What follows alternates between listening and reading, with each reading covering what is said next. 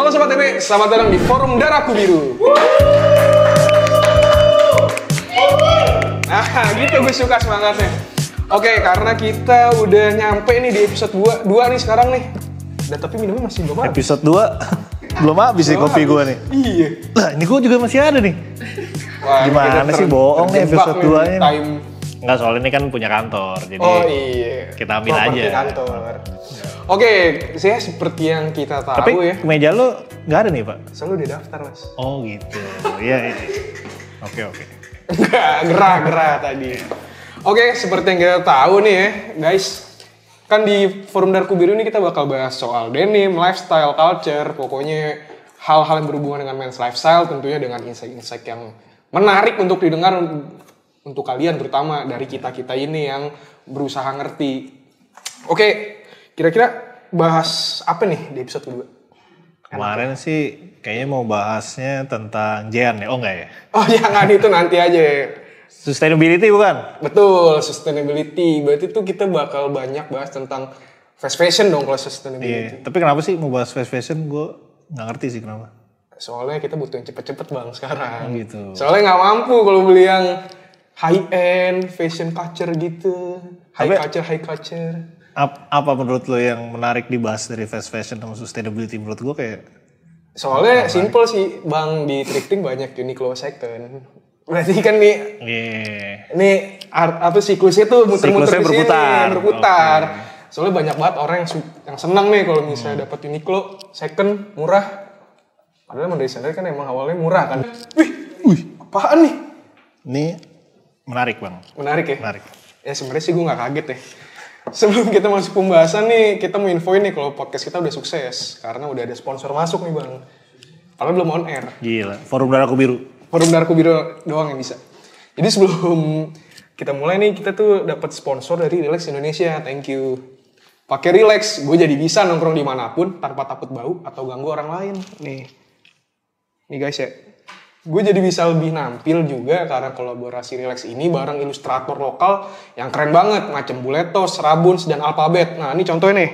Ini kolaborasi sama Alphabet nih. Dan Lion Air pun kolaborasi sama brand lokal keren, yaitu sama Orbit Gear. Nih. Kalau ini ada di Needleworks Project nih. Iya. Yeah. Ada paisley-paisley-nya. Nice nih. Pengen bisa gini juga? Order langsung via DM ke Instagram Darahku Biru. Gue jadi bisa relax aja. Relax. Sung. Oke, karena kita mulai masuk pembahasan kali ini nih, gue tuh pengen ngangkat suatu topik yang lagi viral nih di internet, Mas. Jadi tuh ada orang yang sedang head speech enggak juga tapi ya. Pokoknya dia mengutarakan opininya tentang soal fast fashion atau thrifting lah. Okay. Sampai tuh dia ngatain tuh baju lu bau darah. Gokil. Bau darah tuh kayak gimana, Bang? Gue tapi pernah nemu sih di Gede Bage Uniqlo second, tapi emang ada darahnya. Wah, tuh bekas apa tuh? Mungkin kang daging kali ya? Nggak tahu, kang daging apa bekas korban ditusuk, nggak ada yang tahu, ya kan? Tuh. Tapi bener bawa darah tuh bang. Bawa darah tuh, real tuh. Mungkin dia dari situ juga tuh. Bisa ya jadi dia makin dapat barang yang sama ya. Iya.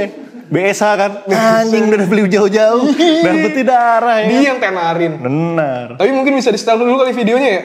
Ini baju lu bau darah biru nih. Wah, pakai fast fashion. Masih banyak yang nggak ngerti kejahatan di balik fast fashion itu sendiri dan produksi yang percepatan terhadap industri fashion. Lo tau kenapa? Karena industri fashion sebelumnya itu bukan fast, tidak cepat. Kami sebagai dosen fashion, kami harus nyetop. Ini beneran dosen? Dosen beneran coy. Kalau nggak salah ngajar di Lasal deh. Oh Lasal. Berkualitas. Sawe. Berarti berhak dong dia ngomong gitu karena dosen. Berkapabilitas. Berhak. Ya valid lah. Omongannya ada validnya, detailnya kurang. Yang bisa nyetop adalah lo sebagai konsumen. Kagak bang, kalau susah. Kalau lo stop memakai mereka, lo berpindah produksinya mungkin, wajar. kalau demand tuh, dan juga lo belanja cuma 4 kali setahun misalnya. Ya, gitu lo tuh membuat mereka. Kan yang kita mau murah bang. Tujuannya biar mereka. Kan yang penting punya ya. Iya, sama murah bang. Udah. Kalau lo pakai produk-produk dari perusahaan fast fashion, baju lo itu bau darah. Darahku biru, ya. Darahku biru berarti bajunya bau darahku biru. Jeans gue bau darahku biru, bro. Respect. Oke, disclaimer dulu. Mungkin video yang tadi ditonton itu kita nggak tayangin secara full ya. Cuma kalau buat yang penasaran, kalian bisa cari nih di TikToknya nih dosen ya. dosen_fashion. Gokil. Katanya sih dosen beneran, Bang. Dosen, Di Lasal ya. valid. Berarti Coba DM aja Bang, ntar tanya. Coba DM Bang, ntar dosen ya. mana Bang? Ya kan. Daging nih, katanya isinya daging tuh omongannya tuh, daging. Gila. Mungkin kita bisa research lebih mendalam lah tentang beliau ini ya, karena punya kapabilitas yang ngomong kayak gitu ya. Tapi kita nggak mau bahas soal dia sebenarnya, cuman pengen bahas soal bahasannya dia, Bang. Oke. Gimana tanggapan lo? Tadi kan lo punya pengalaman baju beneran bau darah, cuma ternyata dia tuh bukan bau darah yang kayak Ngerti, gitu. ngerti. Filosofis lah ya, Filosofis ternyata orangnya. Gimana tanggapan ini, Bang? Gimana ya? Mulainya dari mana nih enaknya ya? Mungkin jelasin soal fast fashion, soal pemahaman kita kali. Oh iya, pemahaman gue ya kalau fast fashion tuh intinya adalah ya lu jualan barang fashion yang dipakai sehari-hari sesuai namanya, cepet banget. Tadi bener sih dia bilang ada per minggu, bahkan Shein aja sekarang udah ngalahin. Dulu kalau nggak salah yang mempopulerkan fast fashion tuh salah satunya H&M sama Zara. Inditex tuh, grup Inditex Zara itu emang dia mempopulerkan apa yang keluar di show. Itu 2 minggu lagi dia udah bisa jualan dengan quantity yang banyak banget gitu. Jadi akhirnya orang akan merasa kayak udah langsung ada nih, yaudah gue beli gitu. Tapi setiap 2 minggu, seminggu udah keluar baru lagi gitu. Bahkan kalau Shein mah udah per hari itu dia udah lebih gila sih. Itu sih menurut gue kayak fast fashion tuh jualan fashion yang emang cepet banget sampai akhirnya kuantitinya juga melebihi sebenarnya demand yang ada gitu. Kalau menurut gue sendiri sebagai kacamata pure yang consumer ya, fast fashion kan emang sebenarnya hadir buat sebagai apa ya, alternatif mungkin ya dari brand fashion yang strata lebih tinggi mungkin. Setuju juga. Jadi kayak semacam apa ya, bootleg mungkin atau semacam alternatif lah intinya. Nggak bisa dibilang bootleg juga, alternatif. Nah ini kan jelas nih konsumernya atau marketnya juga beda kan. Mungkin yang beliau ini bukan marketnya nggak di situ karena dia lebih mengerti dan emang bukan seleranya mungkin. Cuma bagi sebagian orang kan fast fashion tuh juga sebagai solusi kan. Solusi bagi yang mau trendy. Bagi yang mau trendy, yang nggak mau ketinggalan tren. Sebenarnya sih emang ada plus minusnya lah menurut gue lah. Cuma kalau buat fast fashion truth-nya tuh kan yang nggak banyak orang tahu nih. Mungkin setelah dia ngomong nih udah mulai terungkap nih. Nah menurut lu sendiri, lu setuju nggak sama omongan dia, Bang? Setuju sih, menurut gue valid sih omong-omongannya tuh emang udah ada fakta-faktanya. Kayak misalnya dia ngomongin tadi soal pertama chemical yang dilepas ke sungai gitu ya. Tadi udah gambar itu sungai kayak bocor-bocor gitu. Limbah pokoknya. Lu kalau yang pada punya brand pasti lu tau lah kejadian yang di Citarum tuh. Sempet kan Citarum yang program Citarum bersih atau apalah itu kan yang ada bule datang terus kayak anjing kotor banget ya. Terus langsung dibersihin. Itu salah satunya ada kayak gitu juga, buang limbah pabrik ke Citarum sampai akhirnya pabriknya nggak bisa beroperasi gara-gara itu. Ya itu udah ada di Indonesia pun ada gitu loh bukti langsung ya. Apalagi kayak di yang bener-bener negara manufaktur yang gede kayak China gitu. Gue yakin sih pasti berantakan banget tuh soal kimia. Itu gue valid lah. Terus yang kedua kalau ngomongin sampah jelas valid. Manusia tuh diciptakan untuk nyiptain sampah sih gue rasa ya. Salah satunya dengan cara ya bikin barangnya kagak kejual, barang yang udah kejual nggak digunain lagi. Lu mau ngomongin fashion sama elektronik sama lah, semuanya tuh sampah lah jadinya ya kan. Jadi valid si waste ini juga jadi salah satu masalah yang besar lah di fashion in general. Lu nggak ngomongin fast fashion aja, lu ngomongin brand yang slow fashion pun ya sebenarnya jualan sampah juga tuh, ya kan. Terus mungkin yang ketiga soal tadi nih darah. Artinya kan kayak berpengaruh langsung ke manusia nih. Pokoknya ada yang dikorbankan lah. Ada yang dikorbankan. Ada tragedi lah. Jelas Pak, kalau ngomongin bisnis kan mencari profit sebesar-besarnya dengan cost yang semurah-murahnya. Nah biasanya kalau cost murah-murah itu yang dikorbankan manusia dulu tuh Pak. SDM-nya. Ya kan, SDM-nya. Lu entah mau ngurangin gajinya atau lu pakai tenaga yang bisa digaji murah. Ya itulah truth-nya sih. Menurut gue setuju lah sama apa namanya statement dari Bapak dosen fashion kita gitu. Gue juga sebenarnya banyak setujunya. Cuma kan balik lagi fast fashion itu kan muncul karena tren yang diciptakan ya kan. Ya sebenarnya mau dibilang juga akun kayak beliau ini kan juga menginfluence orang kan. Dan mungkin style-nya juga banyak diikutin orang. Cuma banyak orang yang gak mampu juga akhirnya beralih ke fast fashion ya kan. Dan balik lagi ngomongin soal waste juga, dari fast fashion itu juga bakal lagi turun lagi tuh ke skena thrifting, dimana barang-barang sisa dari yang tadi dibilang tuh yang banyak nggak kepake atau banyak yang nggak laku, akhirnya dijual, nyampe lah ke thrifting. Jadi kan udah sebagai siklus juga kan. Ya jadi emang sebenarnya manusia menciptakan yang kayak gitu. Ini ya situasinya emang pasti diciptain sama manusia sih, dan dulu sih mungkin nggak kepikiran karena dulu ngerjainnya juga nggak banyak kali ya. Kayak misalnya ya udah kita bikin 1 tahun 1 juta piece gitu. Cuman kalau sekarang kayak grup Inditex mungkin 1 tahun bisa menciptakan 20 juta atau 100 juta piece barang gitu ya. Karena demand-nya kan makin banyak. Demand banyak, tapi ya mungkin supply-nya lebih banyak lagi daripada demand-nya. Betul. Gitu kan. Antisipasi. Ya cuma jadinya jadi nggak sustain karena banyak yang nggak laku, jadinya kebuang kelempar lah kemana aja. Nah kita bakal masuk nih ke bahasan sustainable nih. Lu belanja nggak fast fashion? Belanja bang. Paling suka mana? Uniqlo, jujur aja. Uniqlo sih bener. Gue setuju sih kalau Uniqlo tuh. Tunggu. Bentar ya. Gue pernah disclaimer, gue pernah meeting sama Uniqlo. Gue tahu ininya dia apa visinya dia apa.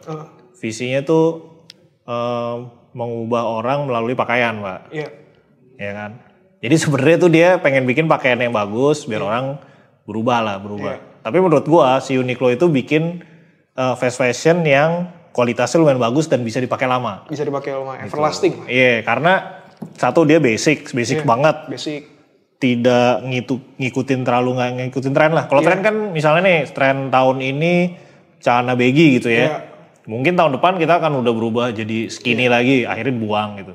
Cuman kalau Uniqlo nggak segitunya. Gue nggak mau membela Uniqlo nih, tapi gue pengalaman. Preferensi.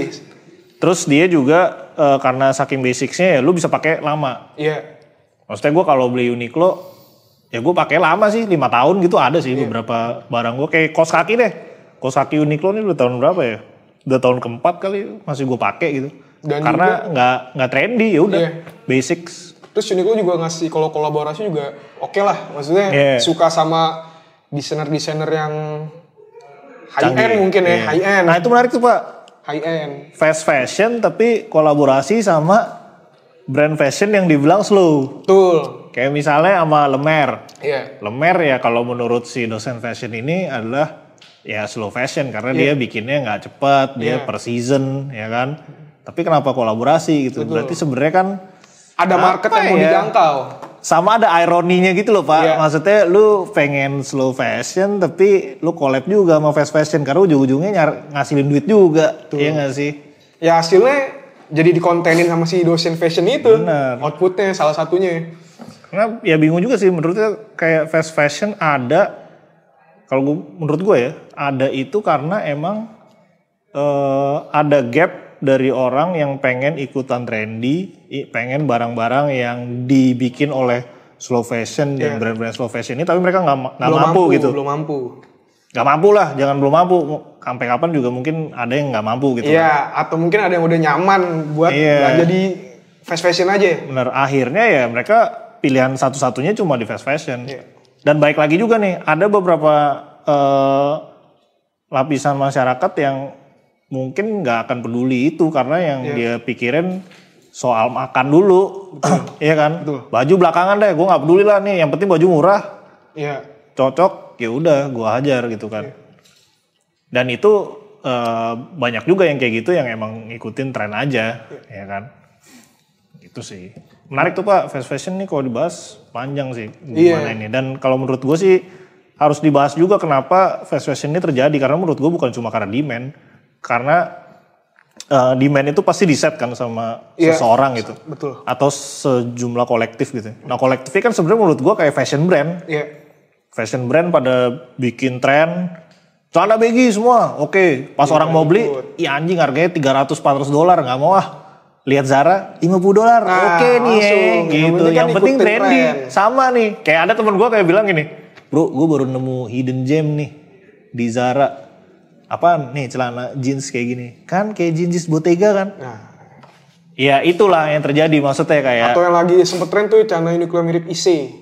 Ini pleats ya kan. Itu kan juga jadi apa ya, demand-nya ada di fast fashion karena yang ngeciptain demand bukan perusahaan fast fashionnya, tapi yang dibilang slow fashion ini lucu gitu loh, kayak ada ironi di balik semuanya itu. Dan mungkin juga beberapa orang punya pemikiran kan slow fashion juga punya vendor, kan nggak tentunya vendornya sama. Itu dia. Branding. Setuju gue, setuju. Itu gue setuju. Karena ya kita juga kadang-kadang brand-brand yang dianggap slow fashion nih, gue nggak tahu ya kalau si dosen fashion ini ngelihat yang slow fashion tuh, kalau dia tadi ya, kalau dari video itu kan dia cuma bilang brand yang bikin koleksi cuma 4 setahun. Iya. Ya banyak, kayak misalnya gede-gede aja deh, kayak misalnya Gucci segala macam. Ya kita juga belum tahu tuh kadang-kadang dia bikinnya di mana. Iya. Karena dia nggak ngedisclose itu biasanya. Ya kan, kalau bener-bener brand yang sekarang nunjukin sustainability, mereka biasanya ngasih tahu. Dan lucunya kalau kayak H&M, Zara gitu, mereka juga ngasih tahu, Pak. Pabrik gue dibikin di sini. Terus dia kasih lihat nih profil pabriknya kayak gimana, apakah mereka sesuai juga ininya, sesuai juga ngasih UMR-nya, perlakuan ke ke pegawainya kayak gimana. Itu mereka nunjukin tuh, ada beberapa yang ditunjukin kayak gitu, dan kayak itu kan kalau dari dari statementnya dia agak bertentangan nih, Pak. Iya, betul. Lu brand fast fashion tapi ternyata pakai pabriknya juga yang oke nih, sama. Yang ngikutin rules yang bener gitu kan. Jadi akhirnya ada yang pernyataan dia mungkin bisa jadi nggak valid juga. Gitu. Kan kalau nggak salah tuh ada channel YouTube yang pernah bahas soal pabrik-pabrik gitu kan, Mas? Ada. Yang buat ngebahas kayak pabrik di balik suatu brand ini nih, vendornya. Itu bisa tuh buat referensi mungkin buat yang mau nonton. Benar. Ntar tambahin ya, Bang. Ada nanti William Lasry tuh. William Lasry. Itu canggih tuh dia. Canggih. Jadi ngomongin fast fashion sama slow fashion itu sebenarnya yang diuntungin adalah vendornya sebenarnya kan. Yang diuntungin vendor sama brand. Sama brand. Iya. Jadi ada dua kan, maksudnya ada slow fashion sama fast fashion. Akhirnya dua-duanya juga punya pasarnya sendiri kan. Ketika orang yang tadi percaya gitu sama Pak dosen fashion ini, anjir ya udahlah gue nggak mau beli fast fashion lagi, gue nabung. Akhirnya ya udah dia belinya ke slow fashion. Sementara kalau yang nggak peduli, nggak peduli, yang penting gue trendy. Fast fashion gitu. Tapi kalau lu sendiri gimana? Take lu gimana? Lu secara pribadi deh, lu emang lebih suka belanja yang slow atau yang fast nih, Bro? Kalau ini deh, lu belanja barang sebulan berapa kali? Nah, kalau gue slow buyer di fast fashion. Jadi gue gak frequent ya. Ada wise, paling wise. Bukan wise, sebenarnya itu antara wise atau miskin, Bang. Iya, ya kan? Soalnya di fase sekarang ya, di tahun segini juga. Ya mungkin karena udah banyak edukasi dari beliau-beliau yang memahami nih di balik suatu brand juga. Akhirnya tahu lah bisa ke kurasi mungkin ya. Jadi lebih tahu, lebih picky mungkin ya buat beli sesuatu. Tapi kebetulan di Indonesia kan lebih terjangkaunya fast fashion. Karena kan brand-brand yang slow itu kan ya bisa dibilang kurang terjangkau. Baik itu dari tempatnya kah atau harganya. Dan juga sekarang kayak yang tadi bilang Uniqlo berkualitas. Barang-barangnya berkualitas ya bisa dibilang ya. Dan kalau baris juga keren ya nggak ada salahnya sebenarnya. Oh, gue nanggepin juga ya. Tadi dia ada bilang soal ya kalau fast fashion pasti polyester, nggak pakai organic fiber atau fiber yang natural. Ya lo ke Uniqlo nih, lo ngomongin fast fashion. Uniqlo tuh jualan kaos ada yang 100% cotton. 100% cotton dan kaosnya dia nggak bagus, nggak jelek-jelek amat. Dan bisa dipakai sampai lebih dari 5 tahun. Gue punya celana Uniqlo Poplin 100% cotton, itu gue pakai sampai sekarang 5 tahunan masih aman. Nah itu sebenarnya ada ironi juga kan, kayak gini. Menurut gue salah satu faktor dari fast fashion itu yang harus dipikirin adalah, maksudnya kalau kita sebagai customer gitu ya, ngomongin gimana cara kita untuk beradaptasi dengan situasi ini, salah satunya kan kalau lu nggak mau dianggap nyampah, lu beli barang pakai lama nih. Dan itu kalau ngomongin sustainability salah satu faktornya, Pak.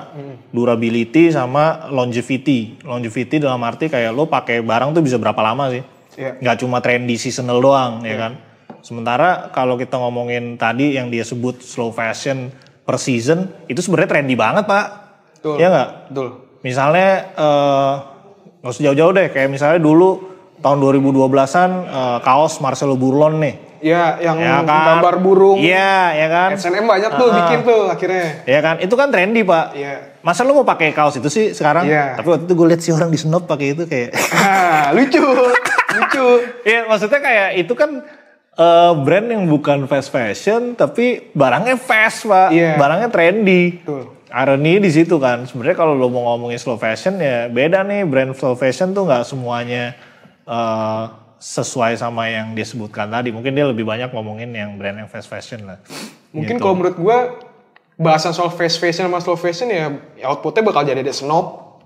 Snob tuh rata-rata orang yang mampu sebenarnya beli fast fashion, cuma mungkin gengsi atau punya edukasi lebih. Oh iya dong. Sedangkan ya balik lagi nih, mungkin vendor sama brand.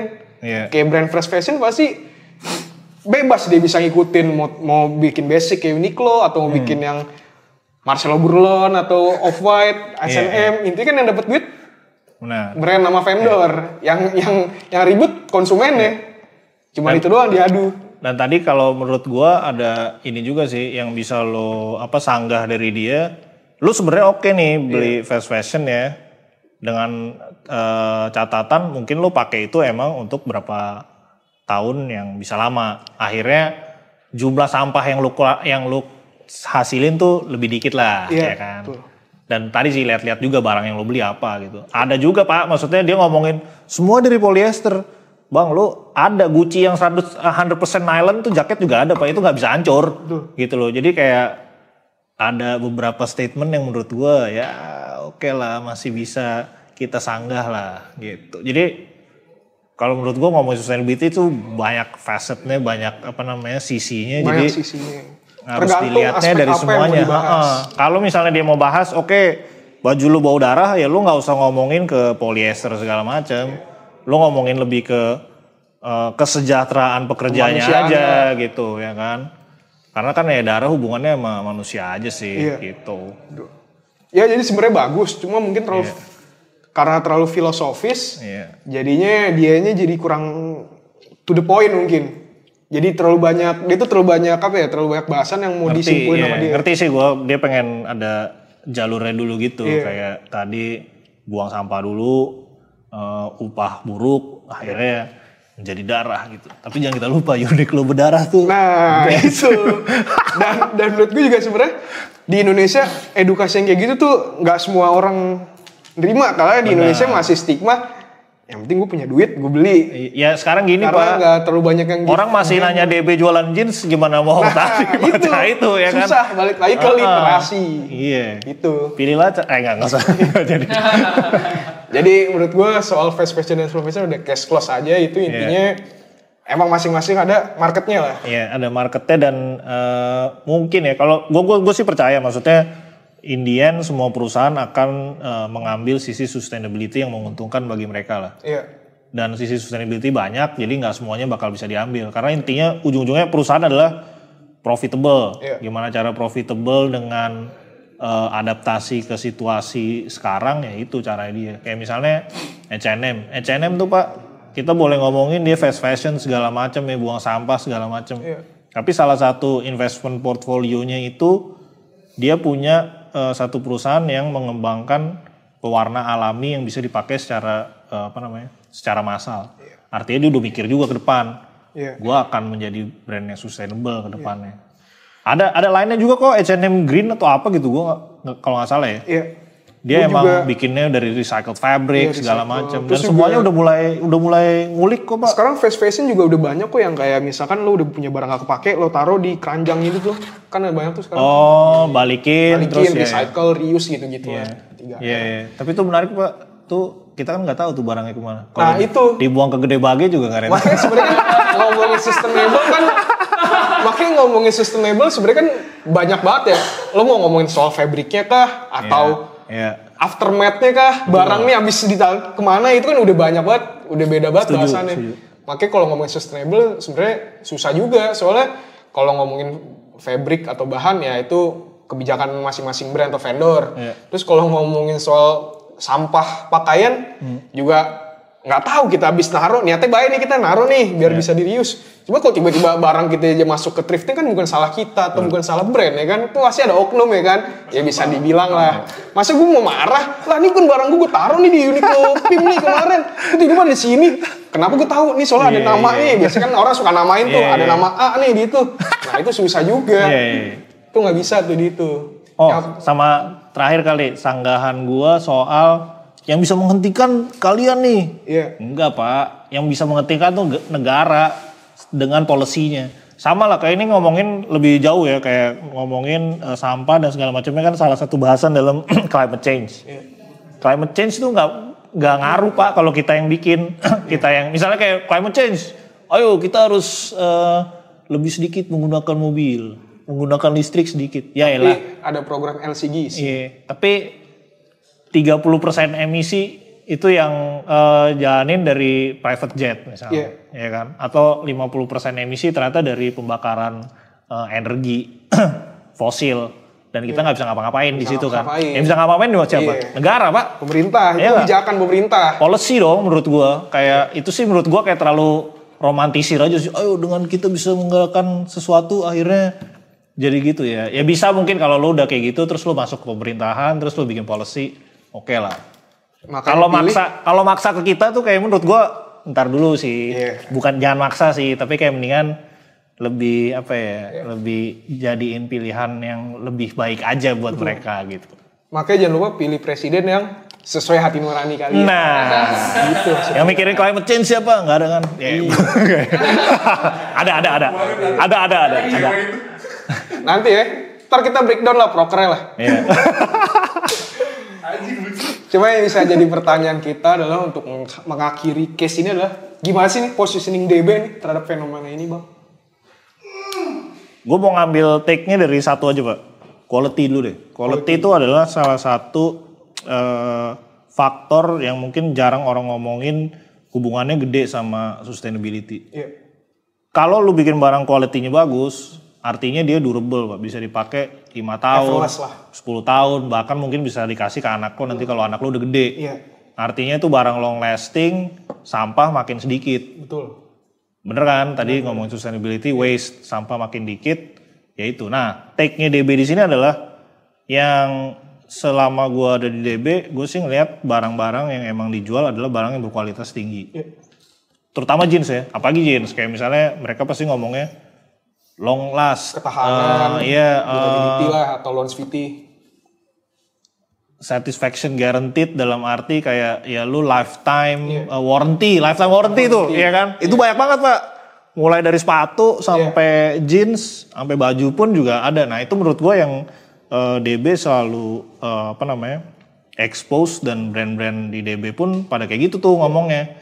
Gue sih nggak ngeliat sih brand-brand DB yang arahnya ke fast fashion, enggak sih. Dan baik lagi nih kalau fast fashion itu kan kita ngomongin yang berjuta-juta piece. Ada gitu brand Indonesia ada yang segitu kuantitinya. Cuman kalau di DB sih belum searah ke sana dan kayaknya nggak ngarah ke yang fast fashion jualan murah, kuantiti banyak, nggak kayak gitu sih. Itu sih kalau gue lihat take DB. Lo ngeliatnya gitu gak? Lo belanja di brand DB ada yang kira-kira kayak fast fashion gitu?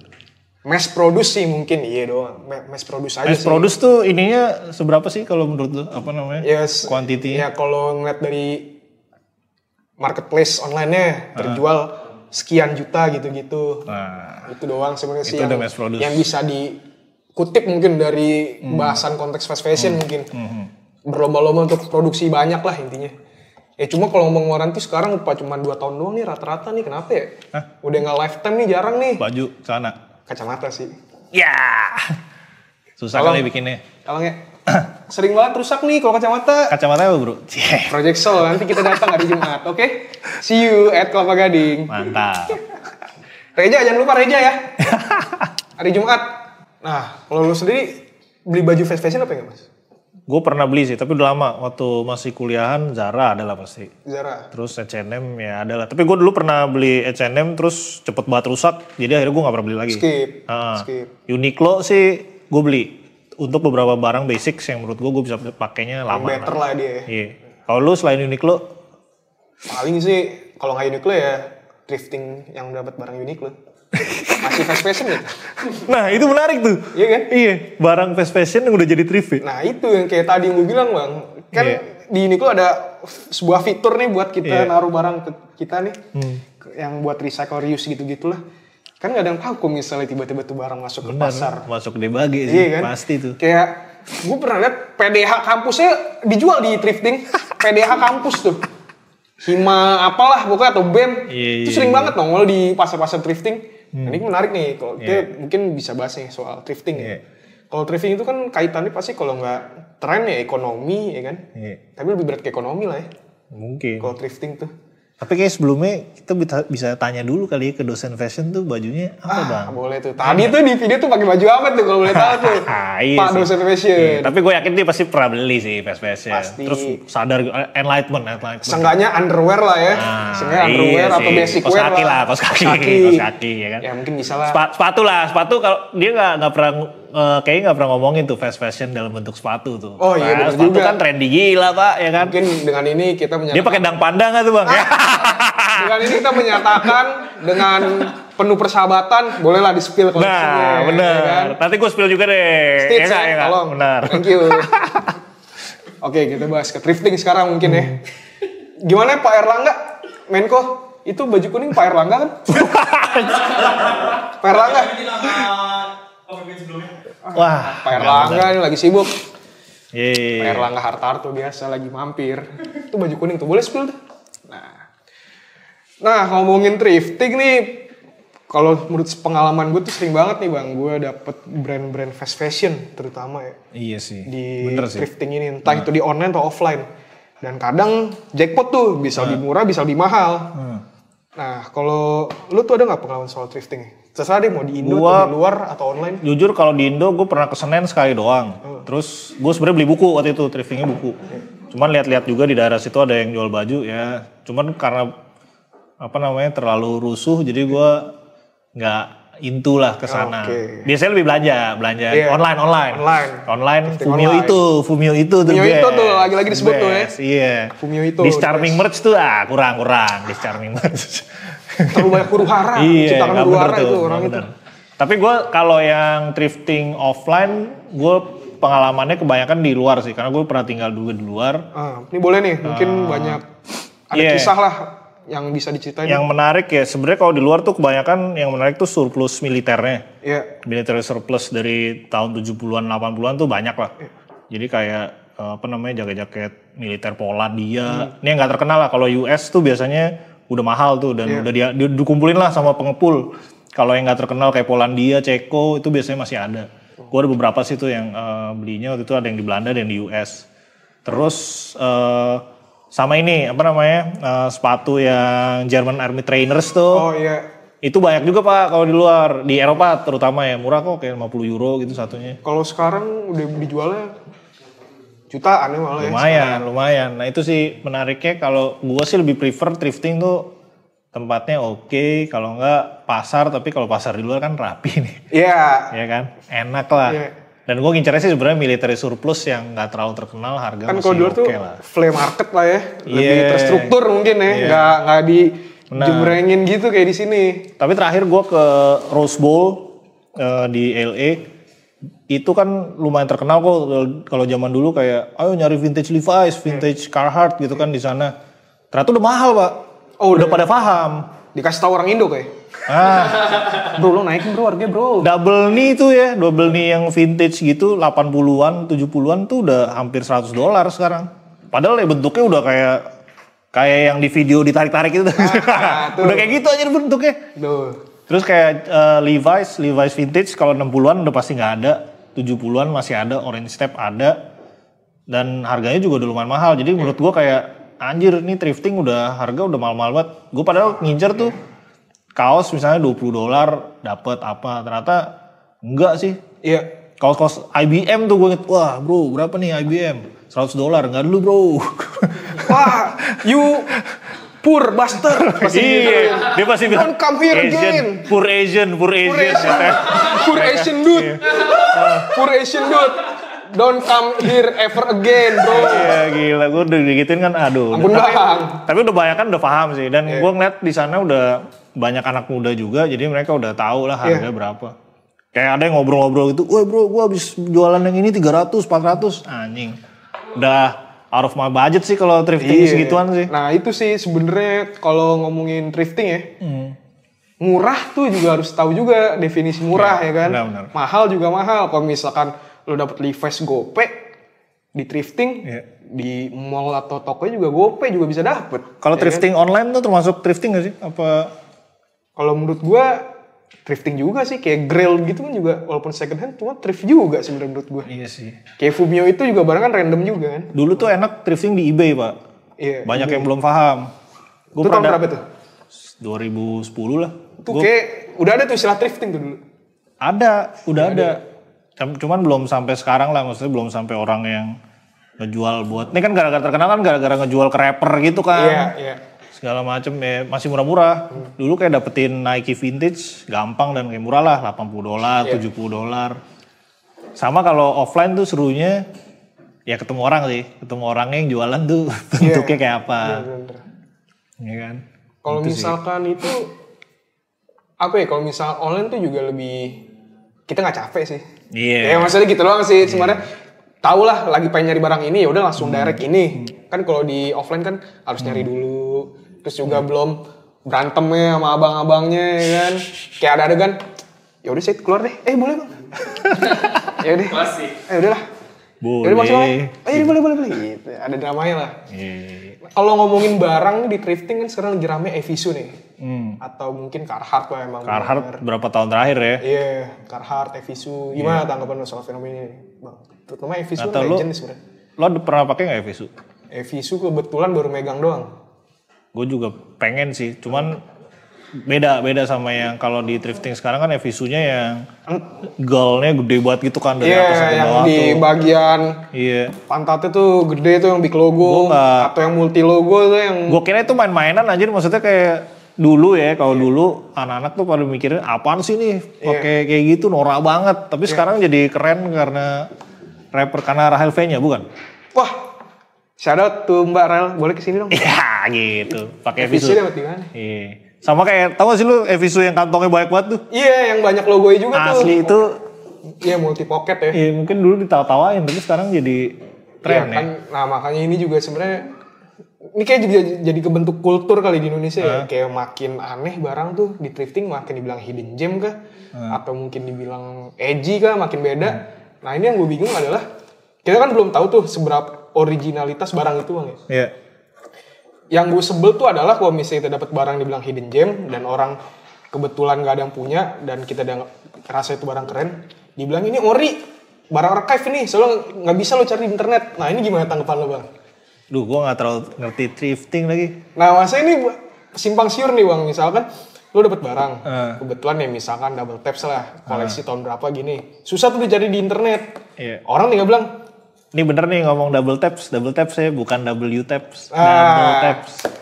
Itu banyak nih, kalau misalkan barang-barang nih kayak, wah nih barang koleksi tahun ini segini bro, nggak ada di internet, udah koleksi archive.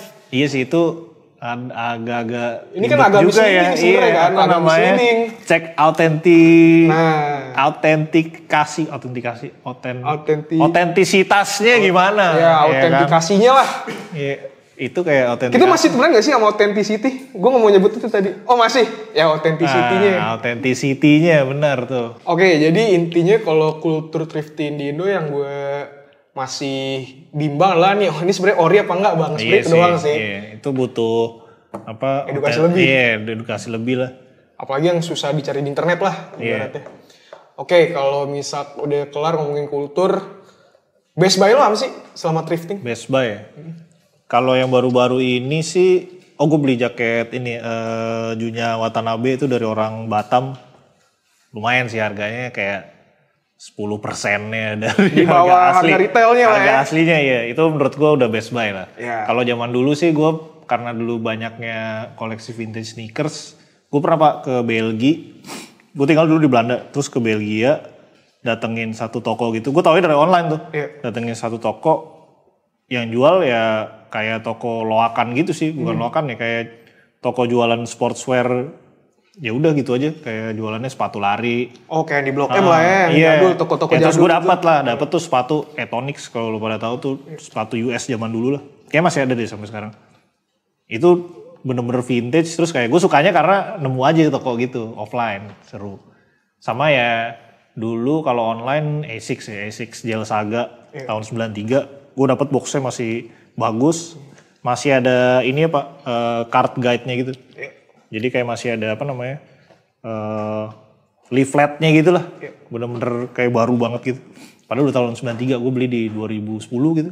Udah 17 tahun berarti. 17 tahun. 17 tahunan ya. Lumayan lah. Ya itu sih kalau Best Buy gue. Kalau Best Buy gue sendiri, satu nih sebenarnya. Jaket Carhartt yang diincer sama temen gue si Alvin tuh. Terus lepas. Soalnya simple, bukannya gue snob brand Carhartt atau apa. Gue dapat murah. Itu pertama value tuh. Gue ngomongin value. Dan mau ditawarin sama Alvin cuma gak gue lepas. Nah itu value juga gue rasa sekarang tuh udah melambung tinggi gitu ya. Iya. Orang kalau ngomongin steel deal sekarang udah harganya tuh jauh banget gitu loh. Betul. Misalnya kayak jualan Nike Dunk, steel deal nih 3,5 juta. 3,5 juta pengen steel deal aja, yang ada lo nge-steal gue aja. Iya gak sih? Bukan steel deal itu. Mungkin. Iya pak. Atau nge-steal duit gue, bener. Ya sebenarnya balik lagi sih emang thrift di Indonesia tuh emang bingung juga sih, orang tuh mau ngomongin soal value juga harganya variatif banget ya kan, fluktuatif. Kalau ngomongin kelangkaan juga nggak tahu juga nih beneran langka atau gimana. Terus juga orisinilnya juga gimana. Kayak kalau harga juga gara-gara ini sih, maksudnya orang Indo pinter cari momentum buat jualan sih. Itu jadi sih, apa yang lagi ngetren, wah ini bisa jadiin duit nih. Iya. Jadi tuh sih, makanya jadi naik-naik mulu kan harganya. Iya. Tapi nggak apa-apa, gue shout out lah buat orang-orang yang menghasilkan duit dari thrifting. Nice. Kreatif itu. Yeah. Dan itu ada hubungannya sama sustainability, Pak. Memberdayakan. Iya. Memberdayakan. Mengurangi sampah, Pak. Mengurangi sampah. Kita beli lagi ya kan. Walaupun yang jual juga kebanyakan yang bentuknya kayak sampah. Nggak, sekarang gini, gue sering dapet celana Carhartt kayak Carpenter atau Double Knee. Itu bener-bener udah sebenarnya bilang nggak layak pakai ya. Tapi harga mahal. Harga mahal. Soalnya jujur aja, pertama kalau beli thrifting tuh emang harus kita cuci dulu yang pasti kan. Dan beberapa barang tuh kondisinya tuh udah catnya di mana-mana gitu kan. Mungkin kalau ngomong workwear atau workpants kan makin kotor makin keren lah. Cuma kan itu bukan buat pakaian sehari-hari gitu loh maksud gue. Tapi lo perhatiin gak sih kalau lo beli barang second gitu, wanginya sama, wangi sama. Iya kan? Gue tahu wanginya, sabunnya sama, gue tahu. Laundry-nya sama kali? Sama, gue tahu. Asli, iya gak sih? Gue gak bisa jelasin, cuma gue tahu wangi kayak gimana. Iya kan? Ngerti gue, ngerti. Itu juga masih misteri gue sih. Gak tahu, mungkin vendor laundry sama kali ya. Satu bar tuh biasanya mereka cuci lagi, Pak. Masalahnya gini, gue mau beli Kang thrifting dari Jawa Tengah, Jawa Timur, Sumatera, Kalimantan, wangi sama. Sumpah, mau asli aneh banget. Sama ini juga. Aneh banget itu. Apa ya? Ibaratnya barangnya ini kan kadang suka lepek ya bang ya. Itu lepeknya juga sama. Lepek keringet apa lepek kelamaan. Iya. Itu kayak lo pegang ini kayak. kayak lapuk gitu barangnya. Iya benar. Dan itu kan pasti harus gue cuci lagi dong. Asli. Iya nggak? Iya. Ya walaupun harus amit-amit harus gue fitting dulu kan, ini bener apa enggak nih, kan kalau thrifting nggak bisa fitting. Benar. Nah itu sih intinya tuh gue pengen gue nggak mau bahas ekonomi soal thrifting lah karena bukan ranah gue ya. Sebagai kacamata konsumen gue pengen lebih higienis atau lebih mengedukasi lah ibaratnya soal thrifting di sini tuh. Tapi kayak lo kan bisa nemu tuh tadi Carhartt murah, berarti kan lo melihat ada opportunity buat dapat profit kan? Itu pertama. Lepas berapa tuh? Pertama, kalau tips gue thrifting itu adalah barangnya kita mau atau tahu. Kedua ya harus ada value-nya. Karena kan kalau udah beli bal-balan atau thrifting kan udah masuk ke game itu kan. Harus diputer lagi kalau misalnya ya sebatas asas nggak dijual, cuma kalau harganya pas lepas. Gitu sih. Nggak dijual, cuma kalau harganya pas lepas. Pas lepas tuh gitu ya. aja. Pas lepas ya. Cuma ya balik lagi kalau ngomong higienis sekarang baru ada, nggak baru sih ya, growing kali ya. Apa tuh? Trend flea market atau influencer market gimana nih bang? Tanggapan lu nih? Oh iya. Yang sering di suasana kopi. Seru sih. Atau A3000. Thriftingnya jadi barangnya lebih curated. Bersih juga. Tapi harganya mahal ya. Nah, turunin dong dikit ya. Gimana nih soal harga nih? Kalau flea market itu pasti udah ya yang jual lebih beredukasi. Karena influencer lah, nggak mau kan kelihatan bego atau gimana kan. Terus barang mana juga lebih curated. Iya. Tapi Nah ini gimana nih? Gue oke sih, maksudnya gue juga sering thrift di Jepang gitu misalnya. Iya. Di second hand market yang emang udah curated. Dan menurut gue itu jadi solusi banget buat gue yang mungkin kayak nggak mau nih belanja kayak brand mahal yang harganya menurut gue nggak masuk akal.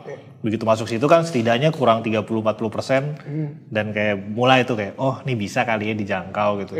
Oke banget sih, dan influencer market menurut gue ngebantu banget buat orang-orang kayak gue yang maunya diskonan aja sih sebenarnya. Bener. Kan kalau influencer kan pasti trendy dong, pakai baju mungkin sekali 2 kali aman lah, masih bagus lah kondisinya nggak sih? Aman. Kan kadang beberapa juga nggak beli atau dikasih. Wah, kalau itu gue nggak tahu. Tapi kalau dikasih jangan dijual dong, sedih loh yang ngasih. Gak apa-apa dijual ya kalau misalnya udah nggak mau. Komen sini brand yang merasa sedih kalau barang dikasihnya dijual lagi.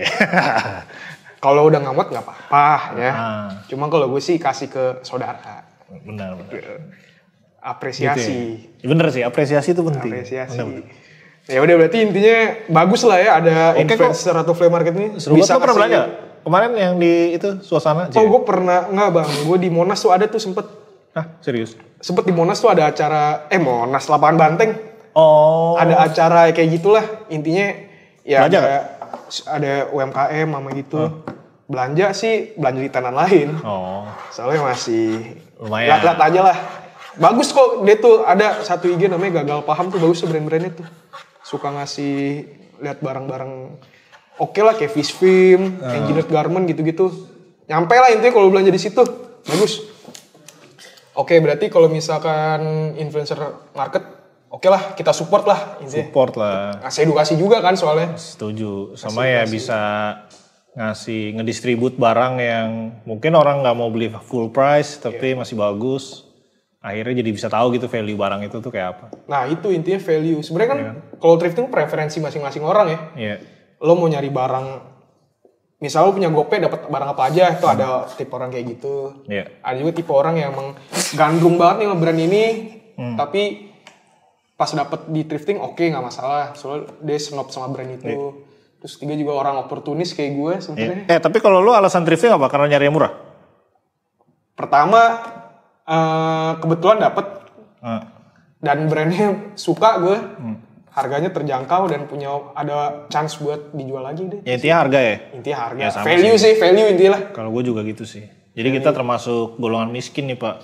Milih-milih ya kan, nggak mau beli retail jadi nyarinya thrifting ya. Kayak di Steam aja gue nunggu diskon kalau mau beli game. Serius? Serius. Sekarang lagi Oktober sale nih, diskon Halloween. Tapi kan ada juga Pak orang yang thrifting karena emang dia mau collecting. Bisa. Ya kan? Tapi kita nggak termasuk di situ ya? Enggak, karena gue fleksibel aja. Iya. Karena tren berubah ya kan. Iya, karena duit juga berubah ya kan. Duit juga berubah. Ya. Dan gue lihat juga harga kok makin lama makin tinggi ya. Betul. Ya mungkin still deal ngikutin harga pasar kali ya, bukan harga orinya ya. Iya. Ya itu nggak apa-apa tuh preferensi yang jualan. Terus ngomongin sama topik kita yang pertama nih, kaitan fast fashion sama sustainable apa nih jadi bang? Kalau gue melihatnya adalah thrifting itu adalah salah satu ya solusi dari sustainability dalam sisi longevity barang aja sih. Barang bisa dipakai, bisa beredar dan dipakai sebagaimana maksudnya lebih lama. Jadi kalau tadi misalnya Uniqlo berdarah itu cuma dipakai setahun sama orangnya udah ditusuk ya kan. Terus ternyata ada orang, aduh lumayan nih ada darahnya. Ada sih historisnya ada teksturnya nih bang, darah ya kan. Akhirnya jadi style dia ya bisa lebih panjang kan. Iya. Atau kayak tadi lu nemu Carhartt mungkin dibuang sama tukang cat di US ya kan. Cuma dipakai setahun dia kerja, akhirnya lu pakai lebih lama. Itu menurut gue udah jadi salah satu part sustainability yang jadi solusi sih. Cuma gue waktu itu sempat baca nih, ada bacaan di internet ya. Jadi sebenarnya emang tujuannya itu, cuma ada yang ngeliat lagi dari bigger view lah ibaratnya. Jadi ibaratnya tuh malah dia kontra sebenarnya. Soalnya Indonesia terkenal nih sama kultur thrifting yang ganas mungkin ya, kayak yang di video tuh, yang nggak tahu tuh sebenarnya settingan apa bener ya, yang baru buka toko langsung orang pada masuk tuh pecahin kaca, gelantungan. Itu keren sih, itu keren sih. Ya gue keren sih emang, cuma sebenarnya adalah concern sama itu ternyata bang. Pasarnya di mana? Indonesia tuh dijadiin apa ya, target atau apa sih namanya, ya intinya jadi destinasi utama sampah-sampah fashion dari luar tuh buat dibuang ke Indo jadinya. Jadi di sini makin menggunung. Valid juga sih. Sebenarnya valid. Apalagi kan juga. Fast fashion juga beberapa vendor atau pabrik kan juga di sini juga ada beberapa lah ya. Jadi makin menggunung aja limbah fashion atau limbah pabrik. Bener sih. Ya bener juga sih itu ya. Dalam satu sisi ya tadi yang gue bilang longevity barang makin panjang, tapi satu sisi ternyata negara kita jadi target buat buang sampah gitu ya. Kan nggak semua barang juga laku. Nah, itu dia, dan nggak semua barang thrifting yang dikirim di bal-balan tuh bagus semua gitu kan. Karena kan kita tahu di tempat thrifting ada beda-beda nih, di Kebayoran gimana ya kan. Bener. Di Poncol gimana gitu kan. Sama yang di internet mungkin udah lebih bagus. Kan pasti yang baju-baju vintage yang ada duri-duri itu nggak bakal laku tuh. Iya sih. Iya kan, yang baju-baju punk tuh, anak punk yang ada duri-durinya tuh, yang ada ornamen-ornamennya. Itu menarik sih. Menurut gua coba deh, lu pada komen deh. Menurut lu gimana tuh kalau ngebahas itu? Karena selalu ada ironi, selalu ada kontranya nih. Dan menurut lu sih jadi bahan diskusi. Nggak ada yang bener, nggak ada yang salah gitu ya. Intinya belanjalah sesuai kebutuhan dan preferensi lo lah. Iya. Ibaratnya benar. Jangan asal belilah. Gue jadi mikir sih gimana itu sampah ya. Iya bener juga, jadi sampah, tambah banyak sampah. Ya intinya ada sampah mahal dan sampah murah, intinya gitu lah. Iya. Intinya kita kan nggak mau kan Indonesia jadi tempat sampah. Oh bisa ditanggulangi sebenarnya dari policy, cuman polisinya mungkin agak ribet ya. Iya. Kayak dia harus menyortir barang apa yang masuk yang ke Indo. Yang sekiranya bisa masuk. Iya, kan sempat di stop bukan sih yang barang-barang thrifting dilarang itu, sempet gak sih? Sempat. Iya kan? Sempet tuh dilarang kan? Dengan alasan, tapi alasannya bukan karena sampah. Alasannya karena mengganggu UMKM. Mengganggu pasar tradisional. Iya. Dan UMKM kalau gak salah ya, UMKM konvensional, UMKM jadi susah karena barang second masuk banyak. Padahal sebenarnya kan yang jadi tantangan UMKM sebenarnya masuknya barang murah dari negara lain gitu kan. Bukan barang impor lah, barang impor yang ngeganggu UMKM. Tapi ya sampah itu sih sebenarnya yang menarik tuh ya. Gimana caranya bikin policy yang menguntungkan bagi para reseller thrifting. Kalau nggak bisa nguntungin, seenggaknya ruginya nggak terlalu banyak lah. Kayak kita harus nanya Jejo sih, dia kan anaknya thrifting banget tuh ya kan. Gimana Pak Jejo tanggapan akan sampah-sampah yang ditimbulkan oleh thrifting ini? Ini friendly welcome. Boleh komen di bawah? Nggak usah komen di bawah sih. Kesini juga nggak apa-apa sih. Iya, friendly welcome. Bener. Intinya kalau ngomongin soal polisi adalah pilihlah pemimpin negara. Polisi apa polisi nih? Jangan ngomong polisi deh Pak, gue gak ikutan Pak. Iya deh, kebijakan lah. Kebijakan yang dibentuk oleh pemimpin polisi. Benar. Polisi, polisi. Wah itu sangat berkaitan tuh, tiga-tiga itu. Iya. Dia pilihlah pemimpin negara yang mampu membuat kebijakan itu. Yang mampu mengurangi sampah ya kan. Sampah masyarakat. Sampah tekstil, sampah fashion. Gila sih. Gitulah. Sampah emang. Intinya tanya Alparik buat kiat-kiat thrifting. Karena dia udah berpengalaman. Dia bisa ngasih tips yang berfaedah dan juga membantu lah intinya. Deh silakan tanya Alparik ya. Kita cukup sampai sini aja. Karena gue tidak ahli di bidang ini. Alparik lebih ahli dan juga... Ya kita komen-komenin aja sesuai kemampuan. Iya kan gitu. Orang kalau nggak punya lebih sering komen. Kalau nggak punya lebih takut komen. Dah gitu aja sih intinya. Sekian bahasan kali ini soal fast fashion, sustainable fashion, dan thrifting. Semoga insight-insight dari kita dapat bermanfaat bagi yang mendengar ya. Dan coba bantu approach orang-orang yang tadi kita mention buat bisa datang ke sini. Biar kita nambah edukasi juga ya. Biar lebih seru lah. Lebih seru. Gak bosan, lo bosan kan lihat gue berdua? Iya. Walaupun baru episode 2 gue sih udah bosan. Tapi kita udah dapat sponsor tadi. Iya benar. Dan akhirnya udah habis kopinya. Iya benar. Tapi gue masih pakai barang yang sama. Nah, gue udah lepas ke meja karena ada daftar. Oke, sekian obrolan forum untuk hari ini. Kita bakal balik lagi di episode selanjutnya dengan topik yang sejujurnya gue masih clueless. Bakal bahas apa, jadi tolong bantu kami ya. Di komen di bawah untuk bahas apa. Betul.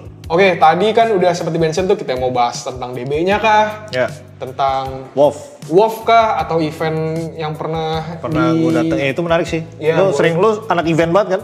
Kalau diundang sama gratisan. Wah, tapi itu boleh kita bahas gimana event. Perspektif orang yang diundang. Benar. Ya kan? Event sih seru sih. Bener. Coba deh lo komen deh pokoknya apapun yang mau lo minta nih buat kita bahas. Komen di bawah. Tetap ngumpul terus di forum Darahku Biru. Forum Darahku Biru, ingat. Oke. Let's go.